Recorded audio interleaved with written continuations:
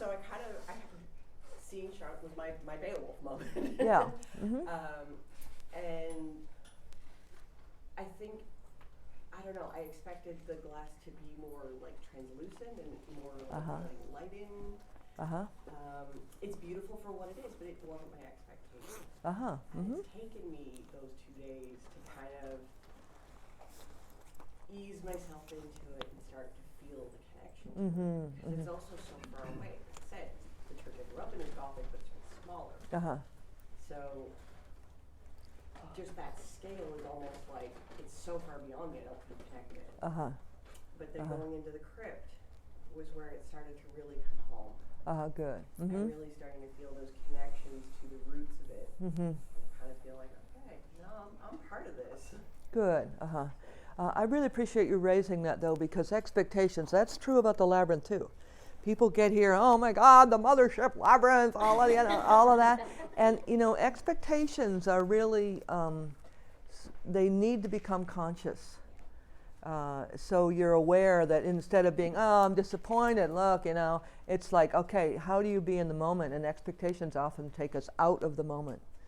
That whole sense of the grail meets you where you are. Well, folks, you need to turn up to be met where you are. And expectations take us out instead of into the moment. So I really appreciate you raising that. There's a lot in there with what you're saying, Elizabeth. It's great. So, but yeah, to let yourself come home to yourself. And the crypt tour kind of started that. Good. I'm glad to hear that. Yeah. Other thoughts, reflections? Yeah, Tom. Since I was in high school, our church has been the architecture is on a cathedral model.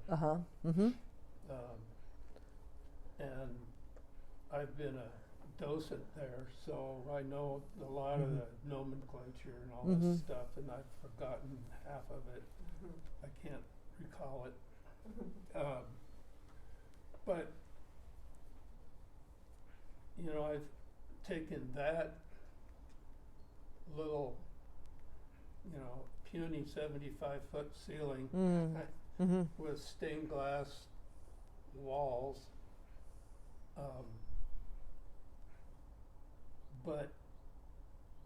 and then walk into this Yeah, place. that's right. It's yeah. And just the, our church is 60 years old. This place is 60,000 years old. Yeah, more than 800 years old. Yeah. Yeah, I mean it's Yeah. history. You raise an interesting thing about scale. In the Middle Ages, I think we mentioned this, that most medieval people had only seen one floor, let alone two, sometimes rarely two, but never the scale. And also, in the creation of the cathedral, the pillars are meant to represent the forest. They're meant to represent the forest. And so that sense of walking into the forest of it. And in the light show, if you saw it, the early part of the light show is a forest. And you see that, and then the dates float by.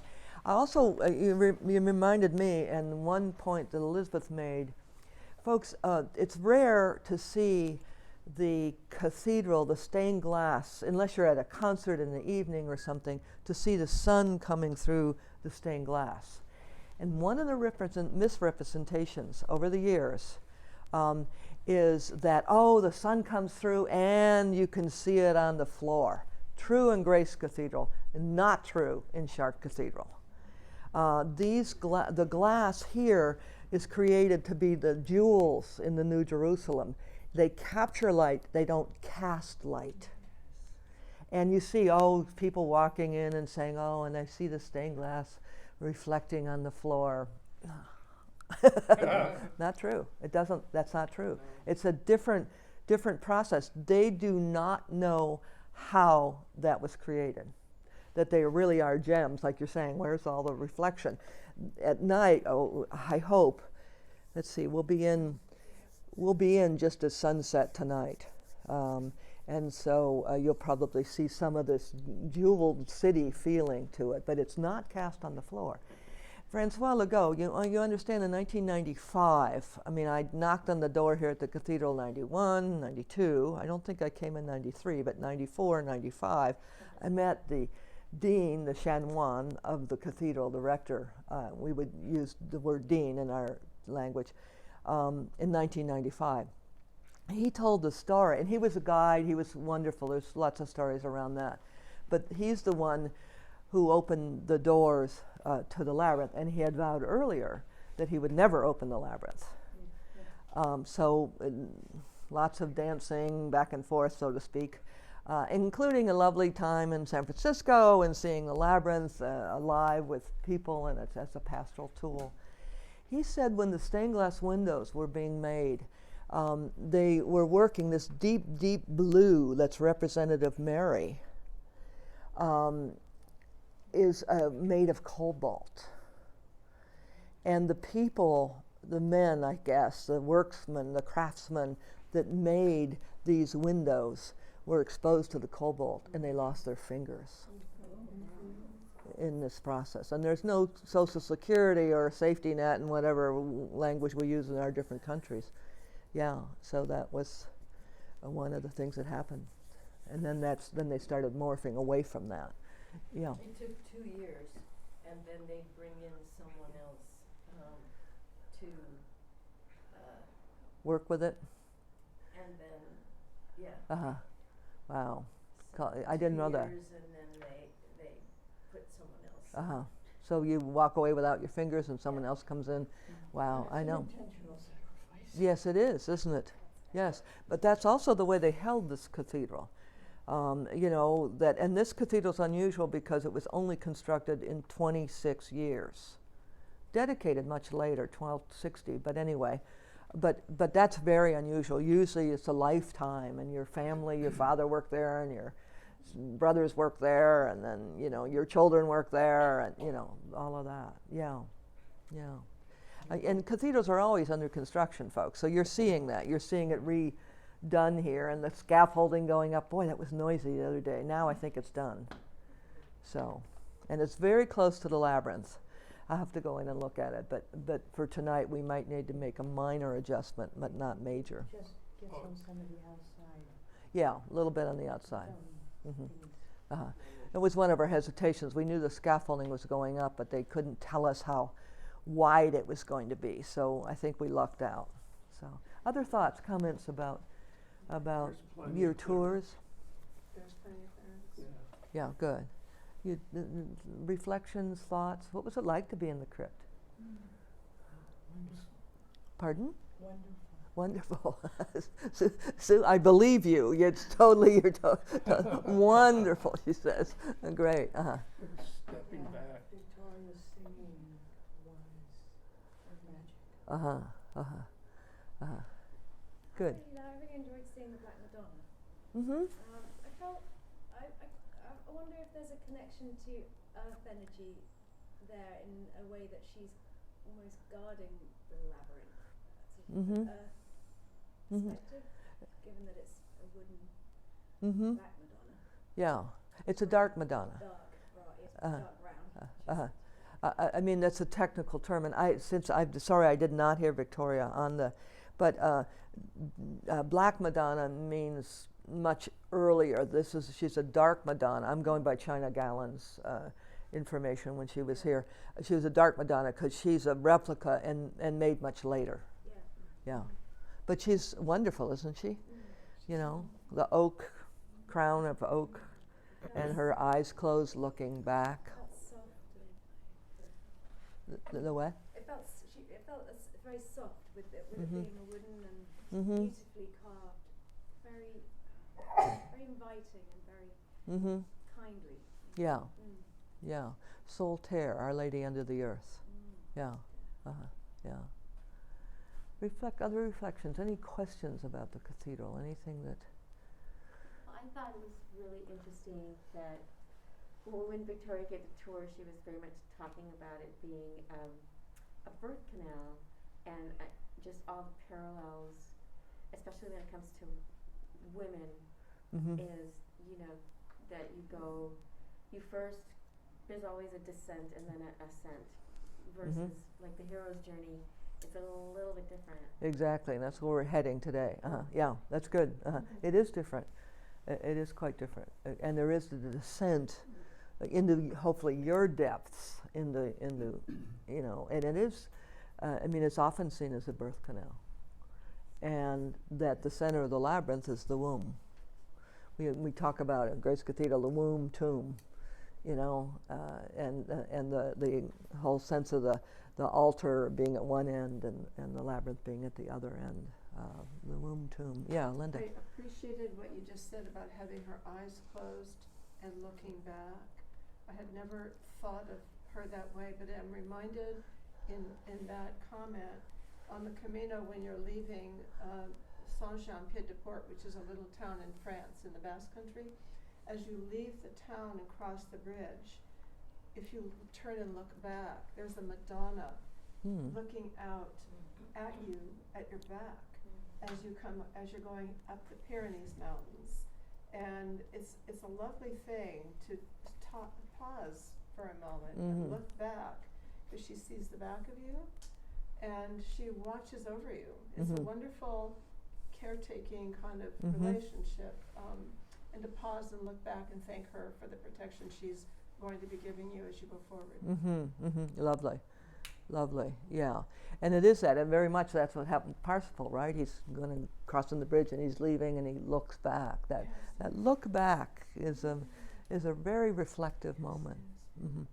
You might want to, excuse me, when you're in the cathedral, choose a Mary that relates and connects to you.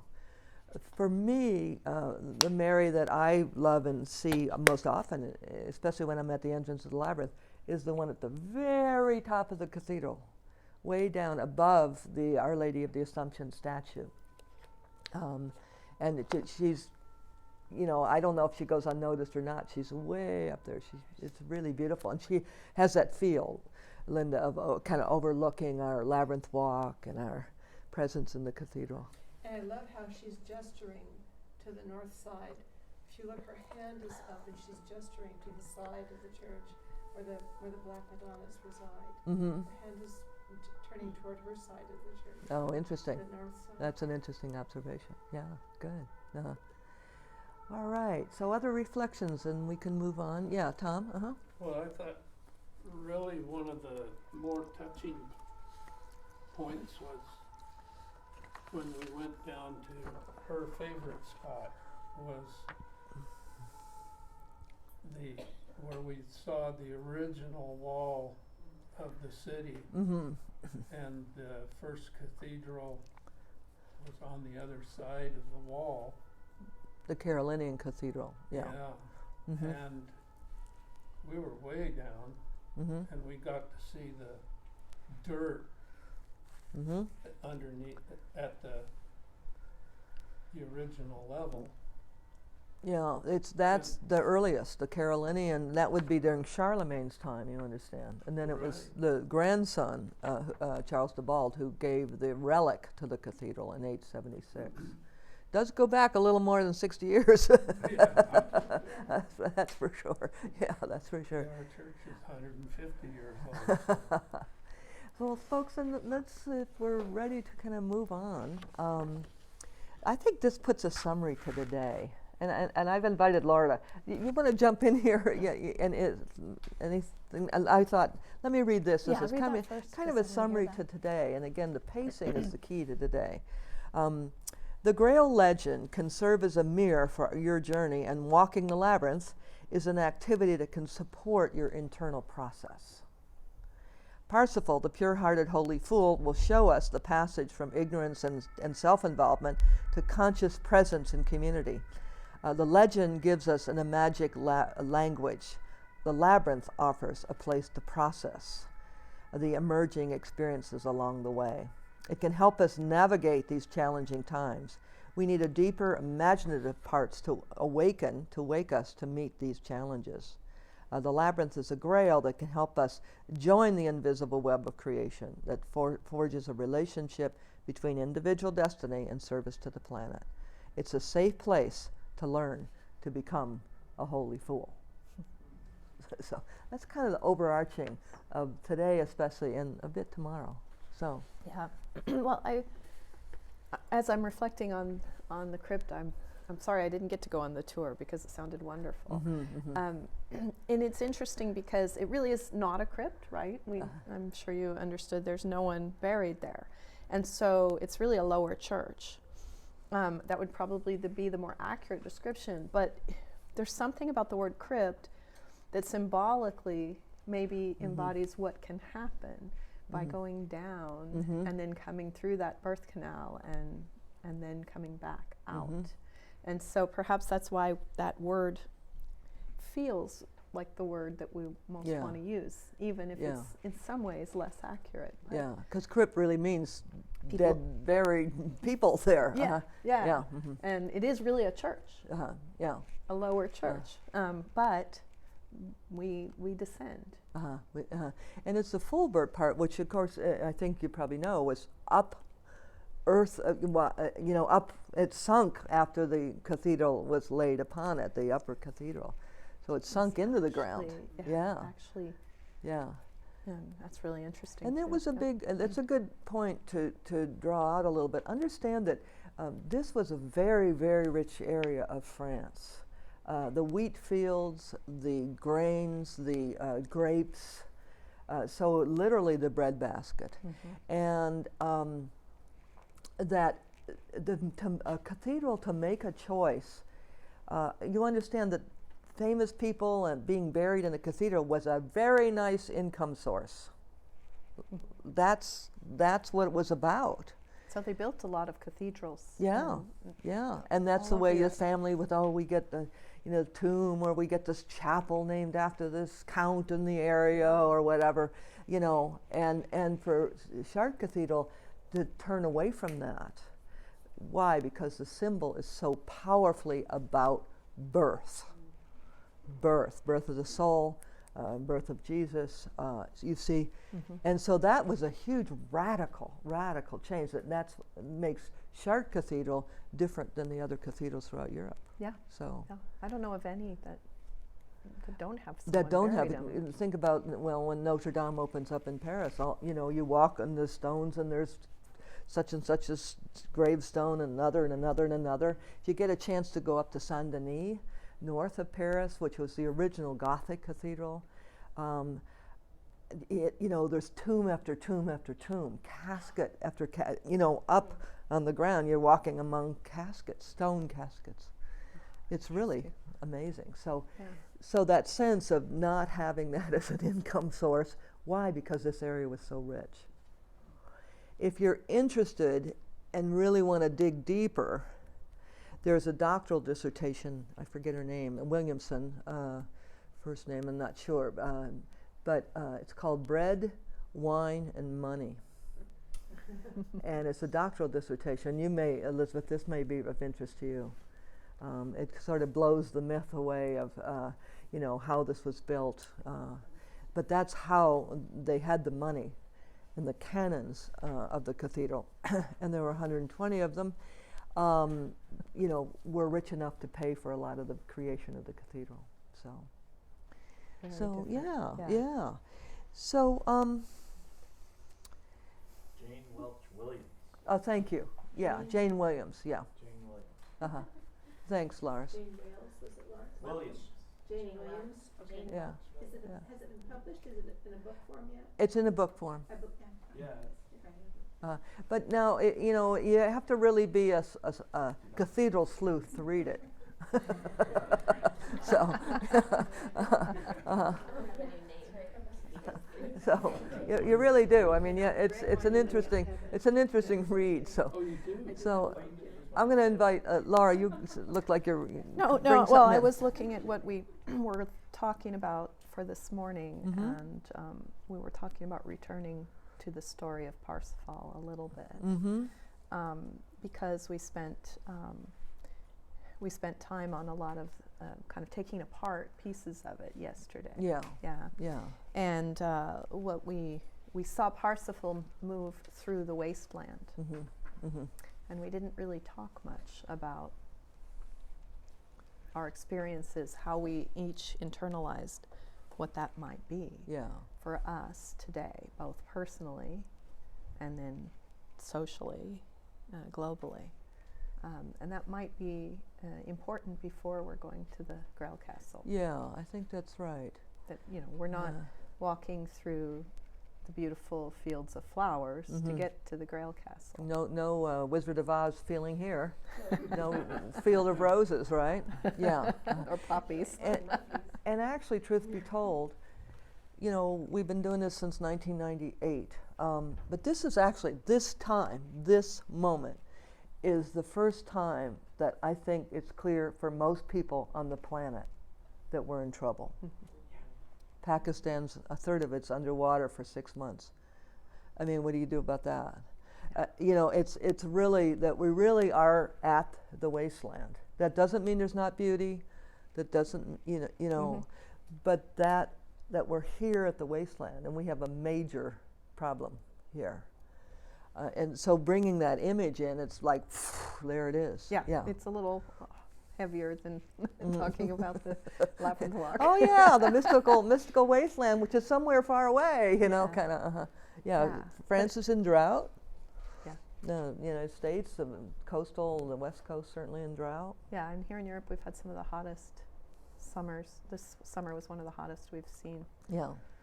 So, I think, you know, we can talk about the global picture, but I think it's about what we carry within us as we see ourselves in this place, and what do we do to move through it.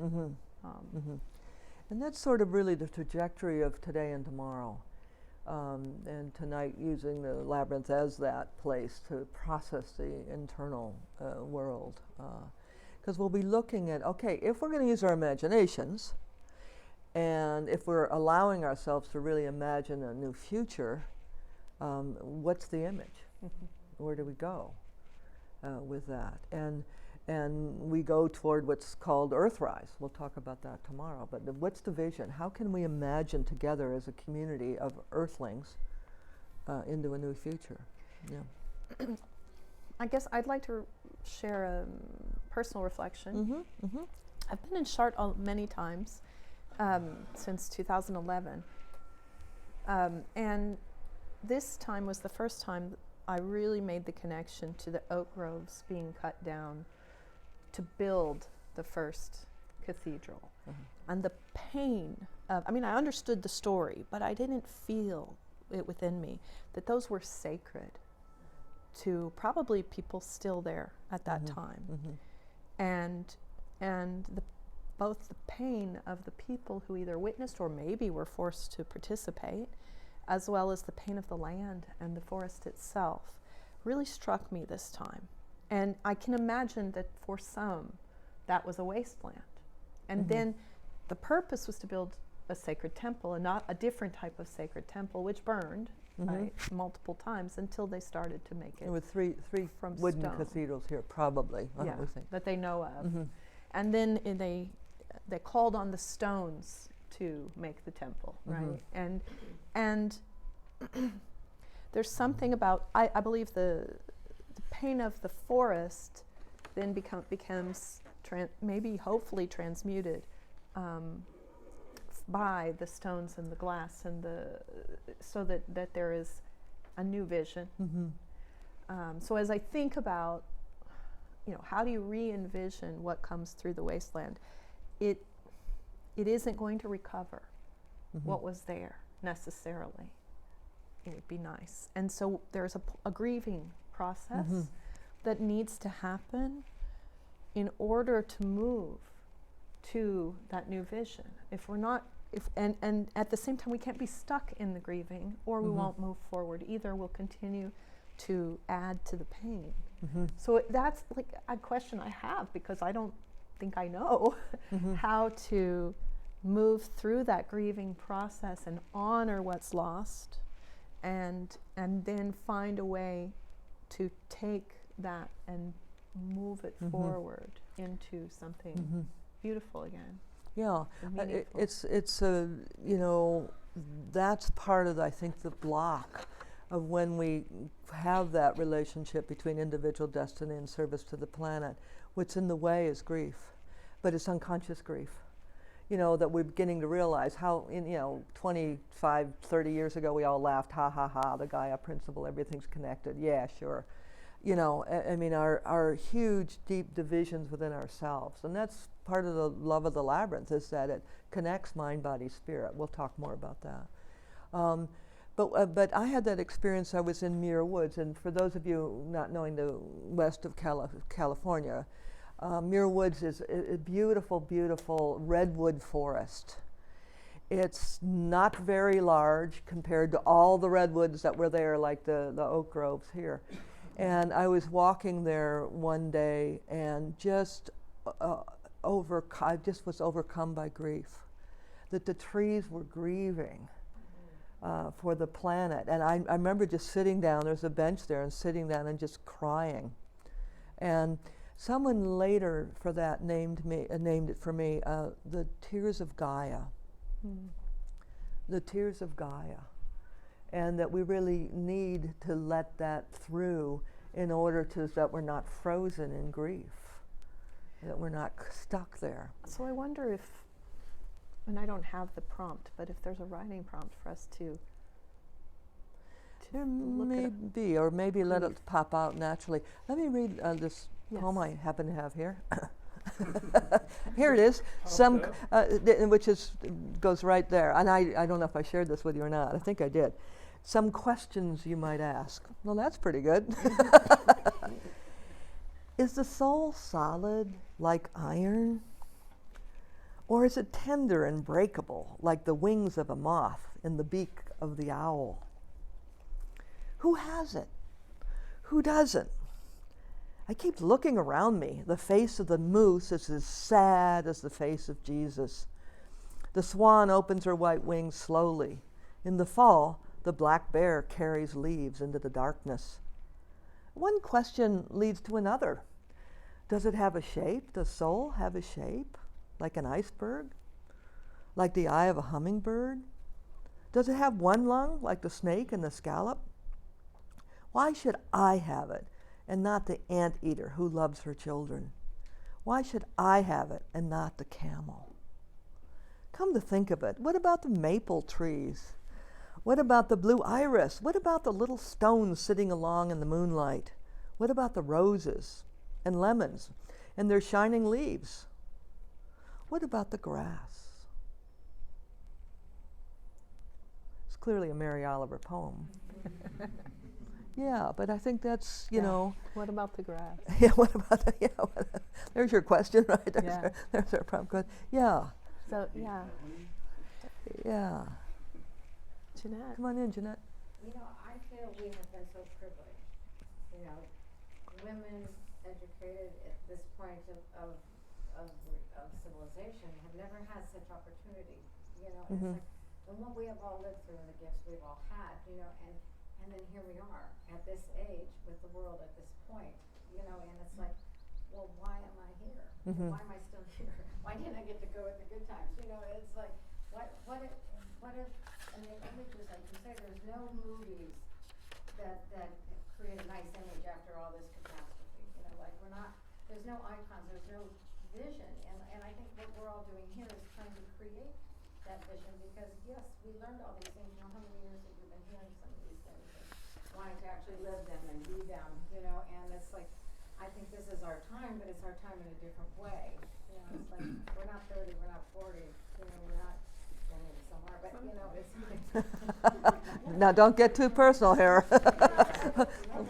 Our leadership team is in the 70s, and we're all in our 70s. And I just wonder, like, what are we supposed to do next? It's like, what service can I provide at this moment in time, having had all these gifts given to me through all these other years?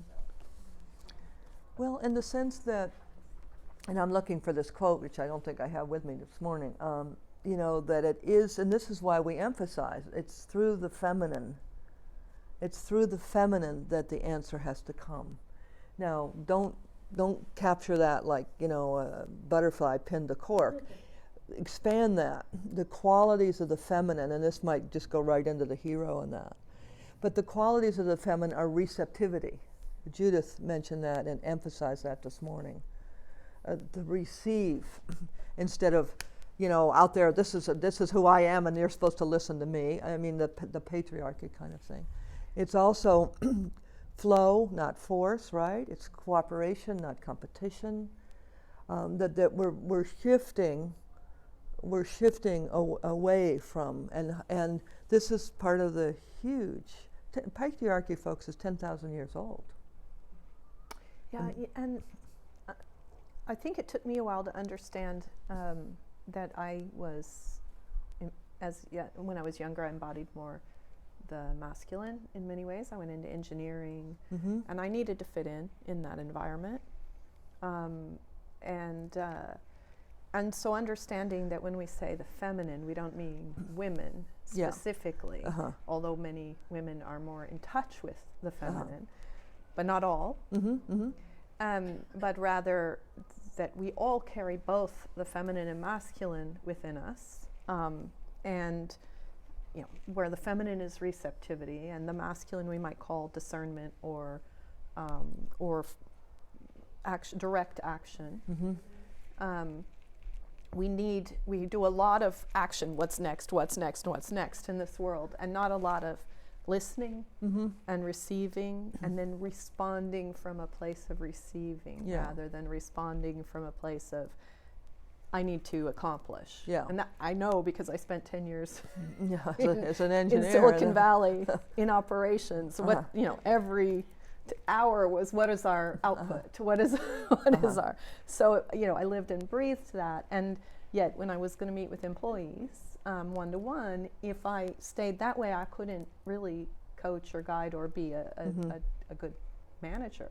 I needed to move into the receptive mode as much as I could, and I didn't really understand that, so sometimes it was hard, but I knew I could be different than when I was out in front of the management. But I want to just acknowledge that we all have both within us, but our society sort of says which one is okay at which time. And so how do we get in touch with that receptive part and be okay with doing that in these places where it's not necessarily always recognized? Some of us have been able to do that. Right?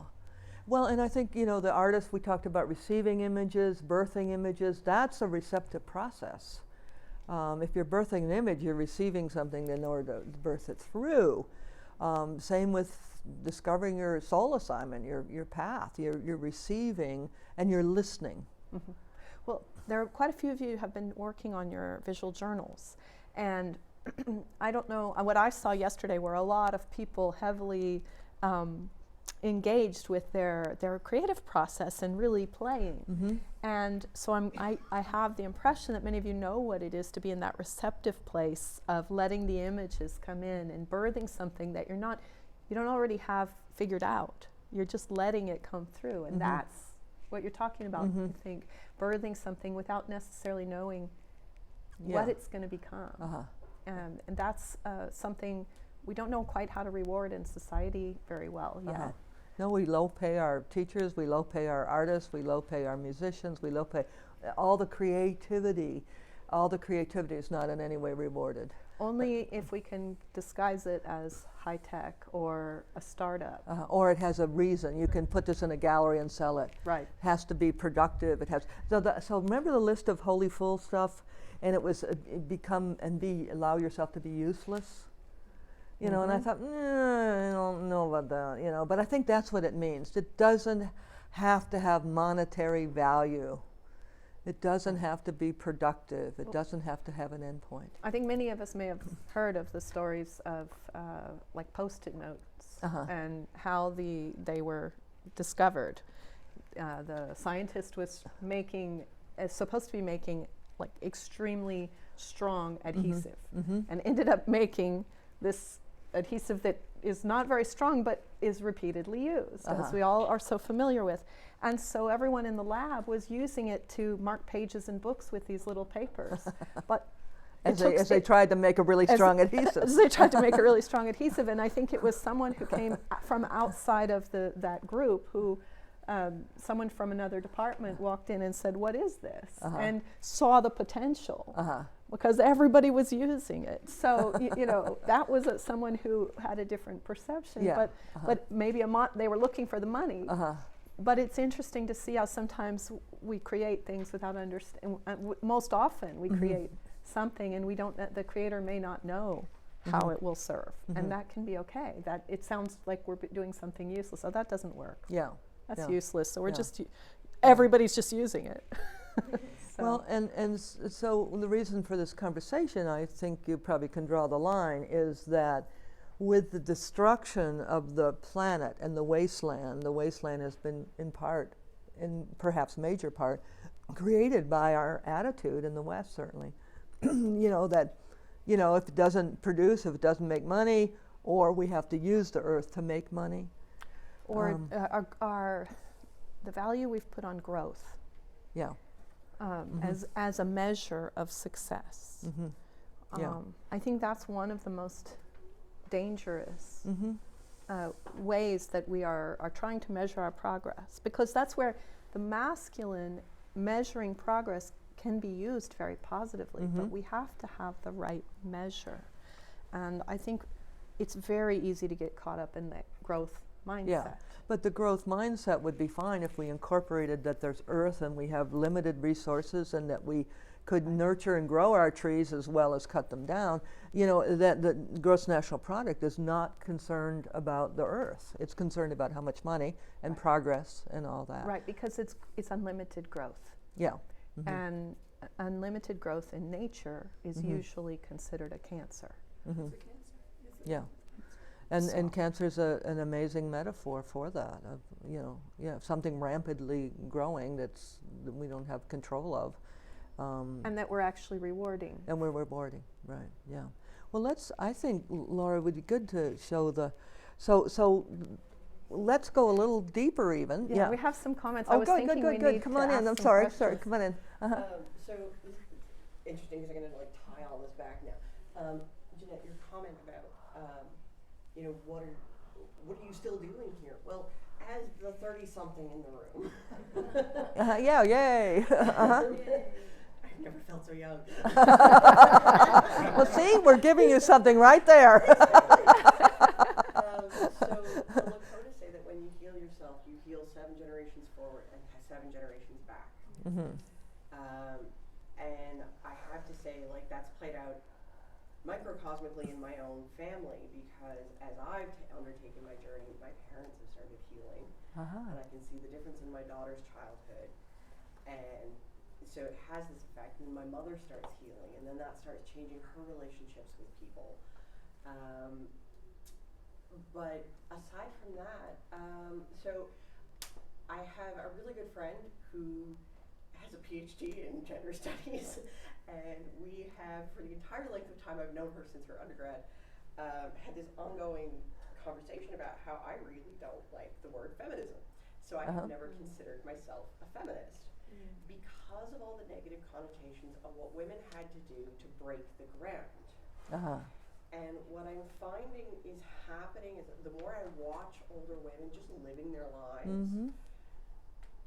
especially the women like this group, where you've all made these conscious choices to do things differently and to heal the parts of yourself that were unconscious, you're showing me a model of how to struggle with those early parts where you had to be the hypermasculine, you had to live in that sphere and in that life and learn how to make women respected on that level, and then you're showing me how to transition it. And you're showing me how much more of my life is still ahead of me. Right as I start the journey with children, and you're showing me the receptive way of being. And you're showing me all these things that I feel like should have been done at the beginning of feminism, but the world wasn't ready for it yet, right? So, and that's what you're giving back. You're showing the model. You're Good. teaching us in your very being, because you don't know who's watching, right? And that's how we're learning to do things differently. And this is the wisdom that we're going to be drawing on. You guys are making sure that the wisdom pool is there for the women my age and younger to come up through and learn how to do it differently so there's hope for the future. Yeah. Yeah. Yeah. Well, and thank you for saying that, because one of the things that we didn't say here is that everyone is here because they are working on their own wasteland in their own way, in their own healing, and by healing ourselves, we heal the earth. And I love that you've brought wisdom from the 30s.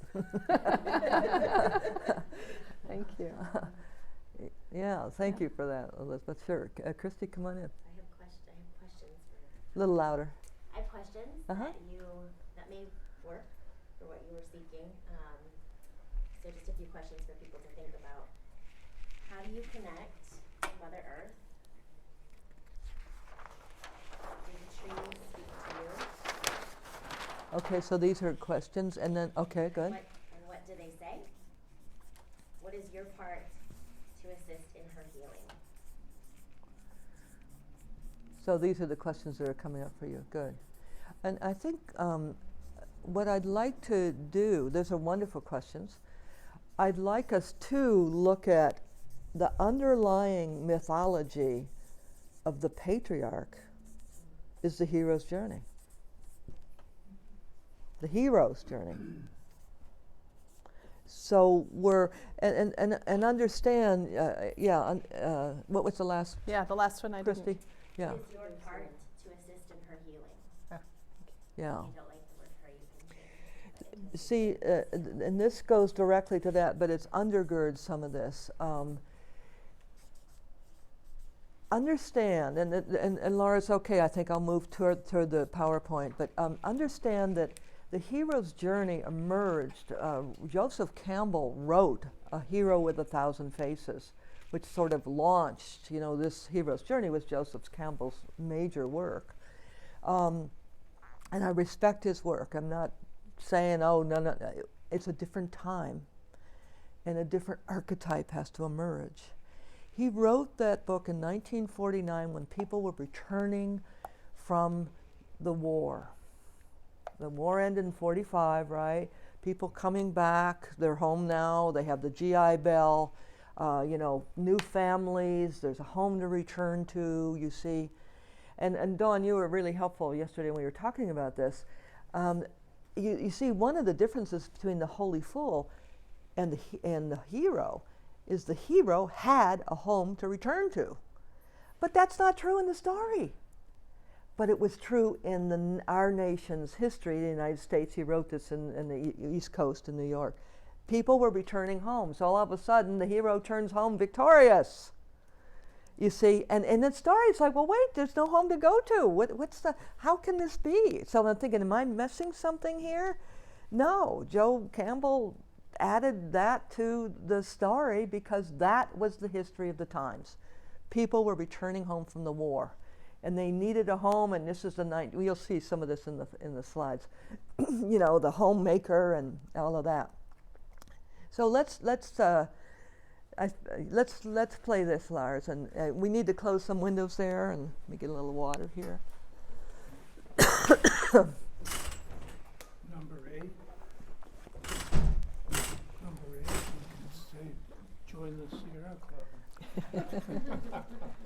Okay, I think we're okay here.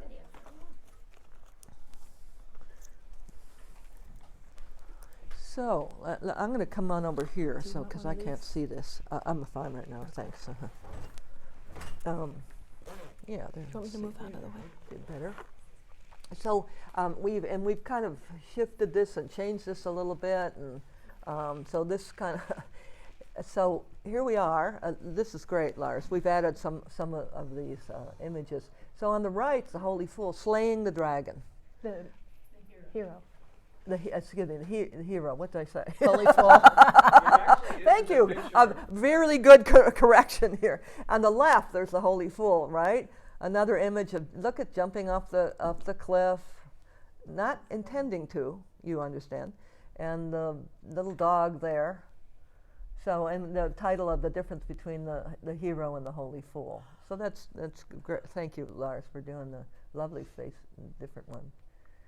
And so, and this is important because, you know, slaying the dragon has been historically, it's a huge archetype. Doesn't just go with Joseph Campbell's, much earlier than that. And this is, I believe, an Egyptian manuscript. So here we are, slaying this big snake, the dragon, you know, and understand, the dragon, lizard, snake, anything that's so deeply connected to, and slithers along the earth. And so we'll say a little bit more about that in a moment. So this is just one slide illustrating that. And it's pervasive throughout all different cultures. And yeah, all different cultures. It's not just a...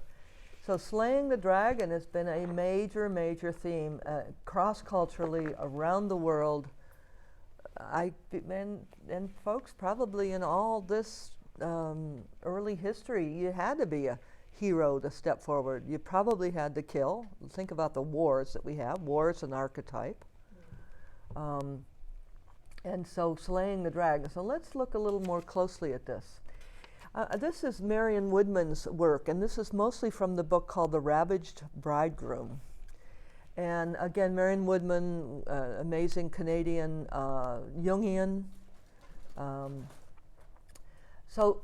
And she says directly how unhelpful the hero's myth is now, because it's a Polynesian, it's the sun, it's the masculine, and so to slay the dragon is to kill matter, and matter is connected to the earth. Matter is connected to the feminine. I mean, think about this, that the earth and the feminine, all of this is second class, this is down, you know, this is lower, it's not, and you understand the masculine, God is up in the sky, the transcendent sky. And so matter, there's this unconscious message, it's okay to kill matter. So go to the next slide, Lars, thanks. So what's the deal? The deal has happened, and this is, you can see the kind of archetypal dragon under the ground with the treasure, holding the treasure. And so there's a deal here between the patriarchy and the feminine or the dragon. To keep the feminine prisoner in her cave, and the reward is that she's made the consort. So she's Mother Church, Mother University, Alma Mater, all of that. You see, so the feminine is kept underground. The reward is, okay, you get some acknowledgement, but it still gives permission to capture, to imprison, to kill matter. And I think that it's what happens when women are attacked in the street and killed. I mean, come on, this is what we're living out every day. So, and the next one, Lars? Yeah, so here's the privilege, you know, the feminine is honored. I don't know if this really says that or not, but, you know, just the sense that here was honored, but look at all the creatures around her. I think the birds on top are sort of kissing her, unless, of course, they're eating her head. That could be. Kill matter's okay, right? And the kind of beasts below. So, and patriarchy rules. It's all down to one person, you know, one person at the head. There they are. And, you know, and that's not the way we need to work into the future. And especially when, like, we have the wounded fisher king. Understand, the wounded fisher king could not lead because of his wounds. And everyone suffered, but including, of course, the earth. And that's sort of a metaphor for where we are. With our wounds, our unhealed masculine wounds in leadership. So just to give an image of that. And here we are. So I think these are quite interesting. So here we are, you know, people returning from the war, right? And homes being established. You know, Bird's Eye Frozen Food came out in 1952. So the upper left, yeah, that's if by happy you mean trapped with no means of escape, yes, I'm happy. This is just to bring this to kind of the second one on the right over there. Why? I'd be delighted to put my needs last again.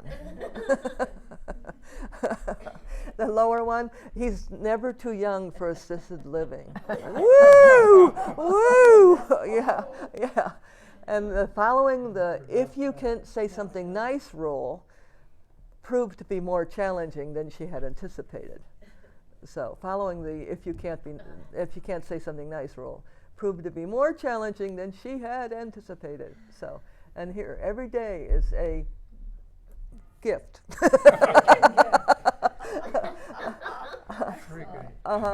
And this is by Ann Taintner, which is great, these collages. So, but it gives you a path. Now, I appreciate very much, Elizabeth, your comments. This is where we started. Exactly. We, in our 70s in this room, this is where we started.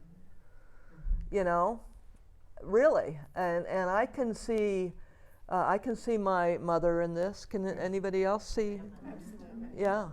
Yeah, this is where we started. My mother wasn't neat and Wasn't what? wasn't neat and proper. Uh-huh. She was just loving. Uh-huh. Uh-huh. Well, and this, you know, maybe she, and this fits some women. I think that's important. Yes. This did fit some women. It did. And it doesn't fit now necessarily, and it also it didn't fit everybody then either. So. Yeah, that's going way too into Stepford Wives and It's what? into Stepford Wives and denial. Yeah, denial. Yeah. But it was what women were told Yeah. to be. So there was still a framework of that. Yeah, and that's difficult. That's a cage. They went from Rosie the Riveter to that. So that's the trade-off there. You know, you're going to be safe and happy as long as you're my consort and you're in the house doing the things I need you to do. And again, that did fit some people. I mean, it's not a negative. It's just that there wasn't the freedom of choice to do that. You know, and Tom made a good point that before this, that we had women working for the war effort, Rosie the Riveter, and there were women doing what had been considered men's work. Yes. So this was a way to put them back in the corral home. them back. You understand that when the men came home from the war, not that there weren't some women in the war, ambulance drivers and things like that, that the men came home and the women who were teaching and doing the jobs had to give up their jobs in the United States. Now, I don't know how that would be in England and Scotland, but basically your job was ended and you got back into the home. So this is kind of just a little, another collage. Nevertheless, she persisted. So this kind of goes, Elizabeth, along with what you're saying. You know, feminists are crazy. They're bossy. They're oversensitive. You know, they're calm down. Come on. It's not so important. This isn't really big. So take a moment to look at these different. Working mom, you're neglecting your kids. Stay-at-home mom, get a real job. It must be your time of month. How's that one? Yeah. Remember that one? Nevertheless, there you go. Well, look what she was wearing. Oh, yeah. Your clothing is distracting the boys. Slut, chatty.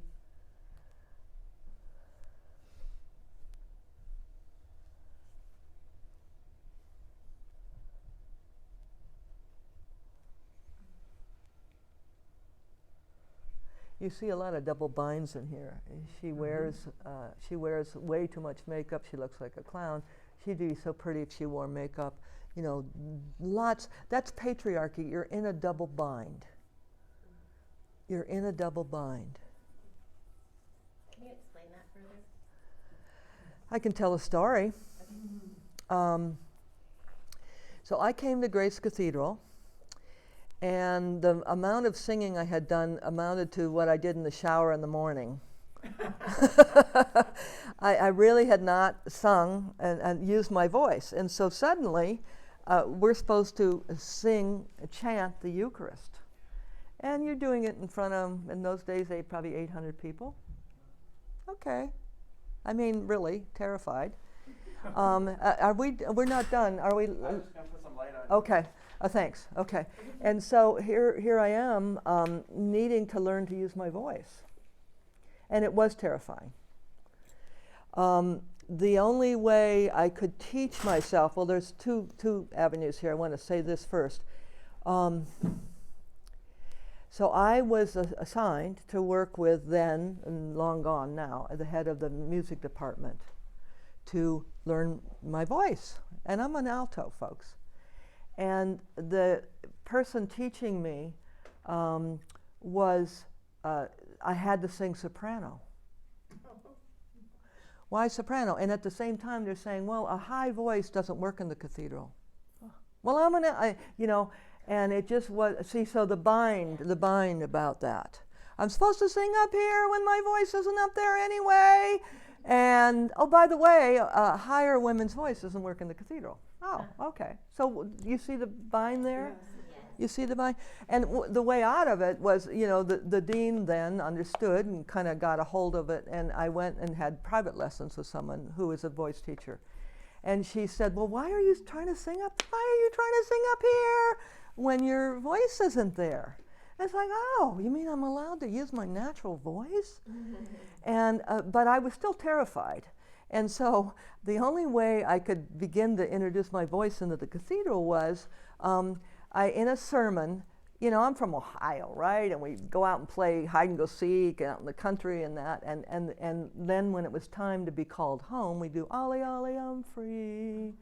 Ollie, Ollie, I'm free. And that's really when I would sing. And it's also a wonderful message. Everyone is home free.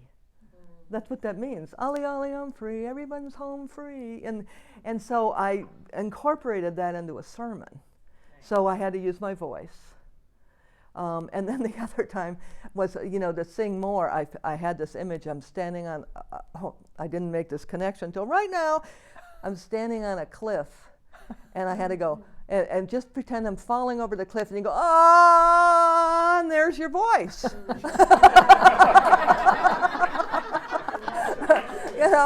The speech of the Grail, I hadn't made that association really. But, how do you do that? And when you're in a patriarchal setting, you're in the belly of the beast, So, and it's not unkind. I mean, I'm not saying Grace Cathedral's unkind or in any way like that, but those are the binds. I'm sure you folks have felt those kind of binds, right? Right? I mean, and men are put in binds as well. Mm-hmm. So I don't know where we are in the PowerPoint, but that was a little aside, right? Yeah. I also want to point out that there's a lot of things that people just assume all women want. And so in my life, I've always heard, oh, you'll get over it. And no, I won't. Yeah. This is who I am, and you have to take me as I am. And it was a huge struggle. But now that I'm post-menopausal, I'm like, I don't have to follow anybody's, anything. But at the time, when I was younger, everybody wanted me to be mated, breeding, and trapped. No offense to anybody who's a mother, but that's how I saw it. That I would be like a bred kitten or a cat, It was horrible. So it felt just way too tight, way too, yeah. I love that you drew the line in the sand when you became menopausal. Okay, Elizabeth and Judith, and then I think we're going to take our break. But this is kind of fun. Elizabeth and then Judith. So you talk about the double binds, and I actually, within my own family, my mother wanted me to be the more feminine. My uncle wanted me to be the more masculine. My uncle was the one holding the purse strings. So even as recently as 2 years ago, when I found out I was pregnant, my mother was over the moon. My uncle withdrew his financial support. Withdrew financial support. Because he did not agree with me having a family. Goodbye. And I've gone through all of those same struggles. Like when my baby was born, she had, I wasn't producing enough milk to exclusively breastfeed, but I wanted to hold on to the breastfeeding component, so I had to learn how to dual feed. And I got flack from everybody on all sides about doing it the wrong way, except my midwife. Good. You had some support. And the other thing that I keep hearing this, and it's wonderful that every time I mention my husband around here, people are like, I like him already. But it bothers him, and it bothers me that he's considered to be the exception because everything's in my court. He lets me make my own decisions, and fully and wholeheartedly, 110% supports them. When I was in nursing school, when we met, he was going to be the stay-at-home parent because I was going to be making more money. Now that the situation has completely changed and he's bringing enough income in to support the whole family, he's like, you just do what fulfills you. Don't even worry about the money. Good. You know? Good. But that, Important. he was the first person in my life to tell me, don't worry about the money. Good. Do what fulfills you. Because everybody else had corralled me into have a career that makes money.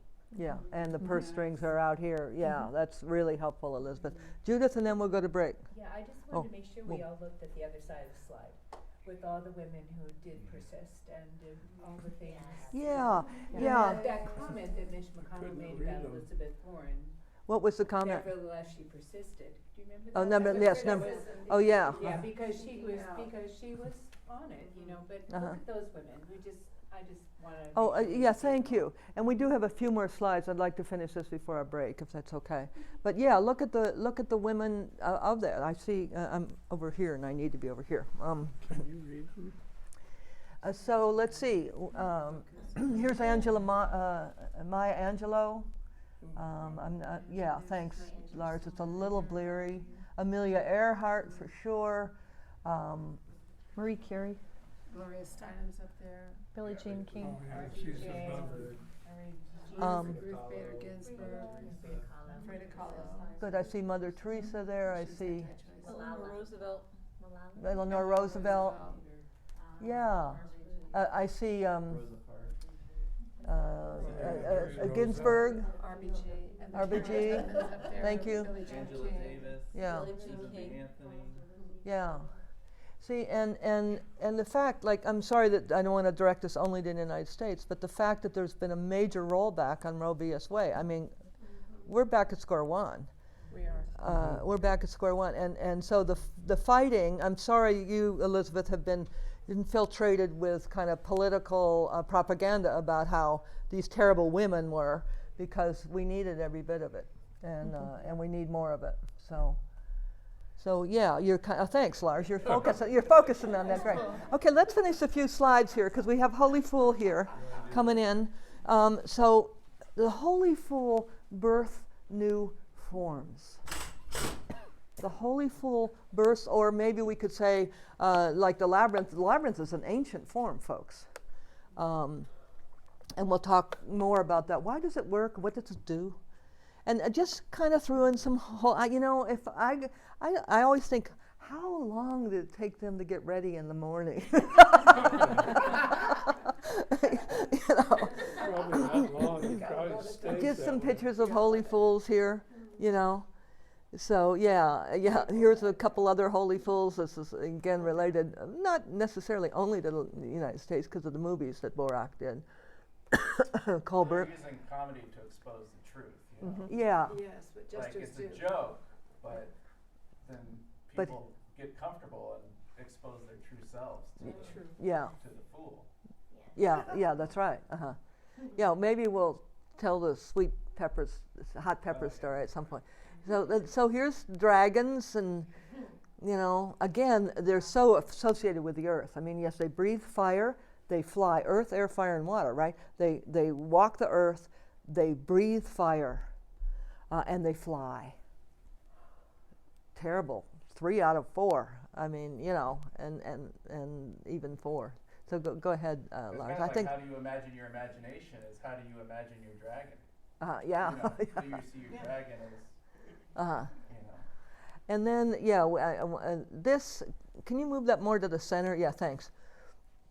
This is from a former client of mine in New York City, who was an artist, and she illustrated say the name of the man, Asimov.